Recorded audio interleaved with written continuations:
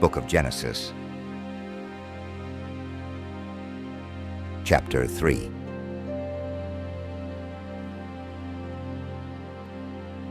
Now the serpent was more subtle than any of the beasts of the earth, which the Lord God had made.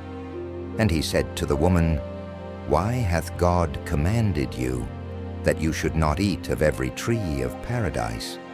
And the woman answered him, saying, Of the fruit of the trees that are in paradise we do eat.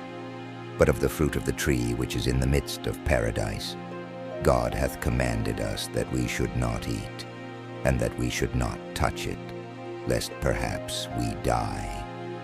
And the serpent said to the woman, No, you shall not die the death.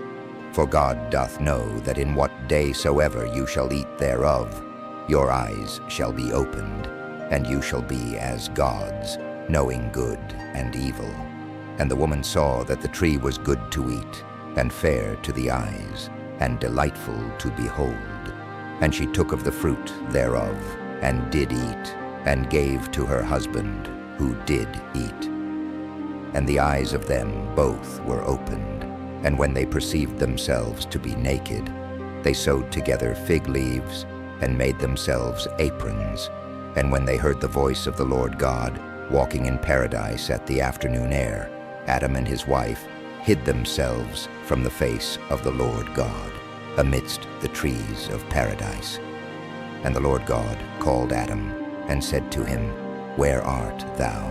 And he said, I heard thy voice in paradise, and I was afraid, because I was naked, and I hid myself. And he said to him, And who hath told thee that thou wast naked, but that thou hast eaten of the tree whereof I commanded thee, that thou shouldst not eat? And Adam said, The woman whom thou gavest me to be my companion gave me of the tree, and I did eat. And the Lord God said to the woman, Why hast thou done this? And she answered, The serpent deceived me, and I did eat. And the Lord God said to the serpent, Because thou hast done this thing, thou art cursed among all cattle and beasts of the earth. Upon thy breast shalt thou go, and earth shalt thou eat all the days of thy life. I will put enmities between thee and the woman, and thy seed and her seed. She shall crush thy head, and thou shalt lie in wait for her heel. To the woman also he said, I will multiply thy sorrows and thy conceptions. In sorrow shalt thou bring forth children, and thou shalt be under thy husband's power, and he shall have dominion over thee.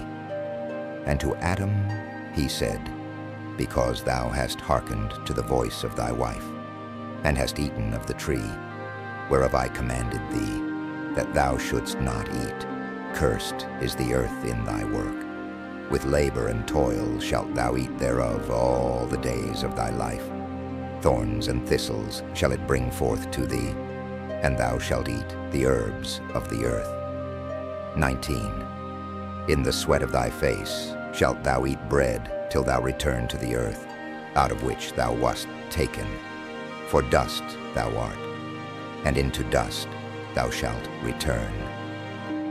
And Adam called the name of his wife Eve, because she was the mother of all the living. And the Lord God made for Adam and his wife garments of skins, and clothed them. And he said, Behold, Adam is become as one of us, knowing good and evil.